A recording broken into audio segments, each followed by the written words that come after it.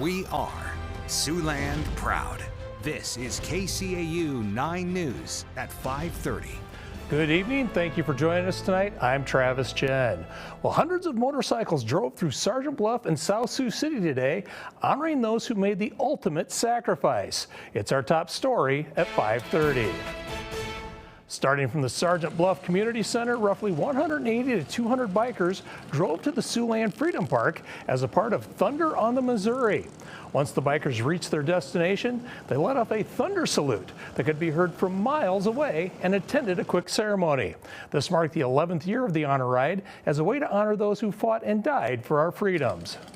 For us, it's like keeping their memory alive, not letting them be forgotten.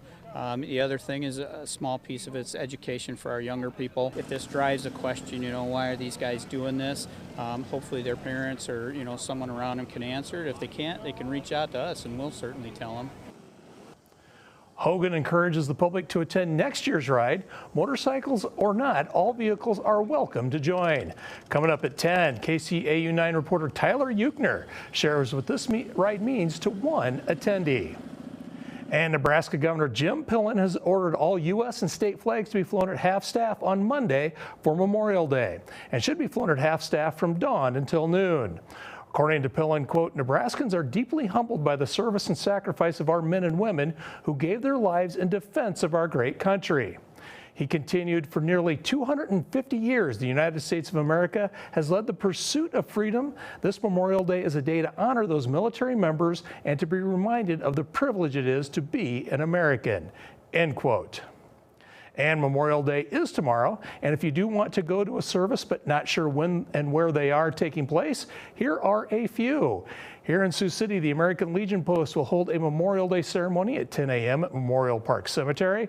In Lamar's, there's a parade that starts at 9:30 a.m. and a ceremony afterwards at 10 a.m. at the middle school auditorium. And if you're up in the Lakes area, American Legion Post 23 and John W. Kidd VFW Post 45-14 will hold a ceremony at the Spirit Lake High School at 9:55 a.m. In Sioux Center, there'll be a parade at 9:15 a.m., followed by a Memorial Day service at 9:30 a.m. at Memory Gardens Cemetery. In Spencer, there'll be a ceremony at 10 a.m. at the Spencer High School Theater. And in Akron, Legion Post 186 will host a service in Akron City Park at 10:30 a.m., followed by a lunch. And as you may have noticed, our own Tim Seaman hasn't been here since Tuesday. That's because he and a group of viewers left for Ireland on Wednesday. Tim has an update on what they've done so far over the pond. Well, hello from Dublin. Indeed, we're here. We're on the island having a great stay, just getting started at our long 10 days that we'll be traveling. We flew from Sioux City to Omaha, then on to Chicago, flew through the night. Thursday, we're in Dublin, and we stayed for a day there in Dublin, had a great time, but we've been on the move ever since now into Galway. We went from the west side of the island to the east side of the island where Galway is, and that's where you find me today. Let me tell you a little bit about Galway. As I mentioned, it is on the east side of the island. River Corban is here. It runs from here right into the Atlantic. It's a pretty big shipping area here on the east side of the island. And it's a cool place, very artsy town. Music, it's one of the top university towns in Ireland. You can see behind me there. This is one of the entertainment districts with music and all types of entertainment. Really, really a cool spot, as I mentioned. It's one of the most artsy towns in Ireland, that's for sure. A couple of the high points we've been to so far, then we went to Moycullen and the Celtic Crystal Company. It's been there for 54 years, 3 decades of handcrafted crystal products. They do it all by hand. There's no molds and there's no robots or no drilling. It's all done by hand. Really a cool spot. They make all types of handcrafted crystal. I'll be bringing some home with me, as a matter of fact. And so that was a cool spot. Sean is one of the handcrafters. We've also been to Connemara, where the Kylemore Abbey is located. It's a 1,000-acre property, and this is if you like Downton Abbey, you're going to like these pictures. This is really a cool spot. It was built in the 1800s by Mitchell Henry. He and his wife have quite a love story that If you're ever interested, you could look up. It's quite a story that they had here. He was a innovator and also a politician, and really built this entire property. It includes a church where mass is still held today. There are gardens, there's a mausoleum, there's now this huge visitor center as well. A really neat spot here, now run by the Benedictine nuns since 1920. University of Notre Dame actually is partially involved here as well on a small basis, but I was told today that there's some talk that Notre Dame may have a part in the future of the Kylemore Abbey. Really neat spot covering 1,000 acres, and as you can tell, it's pretty picturesque, no doubt about that. That's kind of where we've been. Coming up, we're headed to the Cliffs of Moher, and if you've not heard of the Cliffs of Moher, one of the most picturesque spots on this entire island. 14 miles of sea cliffs. We're hoping we have better weather than we have today, where it's been misty and cloudy and not great. We may not see them all if it's like this when we get to the Cliffs of Moher coming up. So far, we're off and running, having a great time, and we'll keep you posted throughout in Galway, Ireland. Tim Seaman, KCAU9 News. All right, looks like they're having a great time. We're going to check back in with Chief Meteorologist Victor Perez.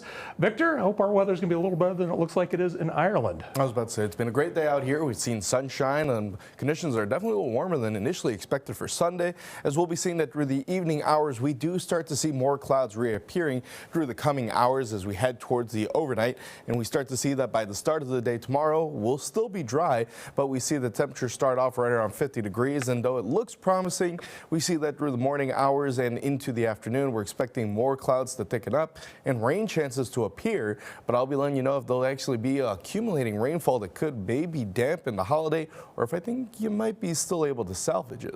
Back to you, Travis. All right, thanks, Victor. Well, numerous events taking place today to mark 5 years since George Floyd's death. This anniversary comes as activists who had hoped that worldwide protests following his murder by a Minneapolis police officer would lead to police reforms are facing pushback from the Trump administration. Here's ABC's Rena Roy with the details. On this 5th anniversary of his death, events in Minneapolis centering around George Floyd Square, the intersection where then police officer Derek Chauvin kneeled on Floyd's neck for 9.5 minutes. That knee on George Floyd's neck was like the knee on Black America's neck. Family and friends of Floyd gathering at his gravesite near Houston on Sunday for a memorial service. And when I say George, you say Floyd. George. Floyd. George. Floyd. Thank you. My uncle changed the world. Nationwide, anger over the deaths of Black people in police custody had been simmering when the world saw the video of Floyd's murder. In February that same year, Ahmaud Arbery was killed in what was considered a racially motivated hate crime.